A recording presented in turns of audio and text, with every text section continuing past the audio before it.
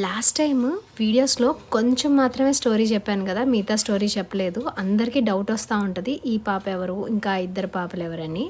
నాకు ఇద్దరు అమ్మాయిలు, అట్లానే అన్నయ్యకి ఇద్దరు అమ్మాయిలు అనమాట. మా పిల్లలిద్దరూ కొంచెం పెద్దగా ఉంటారు, అన్నయ్య వాళ్ళ పాపలు ఇద్దరు చిన్నగా ఉంటారనమాట. లాస్ట్ ఇయర్ అన్నయ్య వచ్చేటప్పటికల్లా ఇండియా, అన్నయ్యకి ఒక బేబీయే, కన్సీవ్ అయింది వదిన.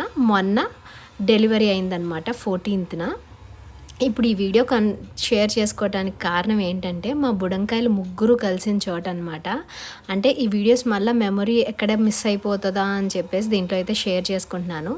ఈ వీడియోలో ఏంటి అంటే, అన్నయ్య వాళ్ళ పిల్లలు షేర్ చేస్తాను వీడియోస్, యాజ్ వెల్ యాజ్ నా పిల్లలది వీడియో షేర్ చేసుకుంటున్నాను అనమాట.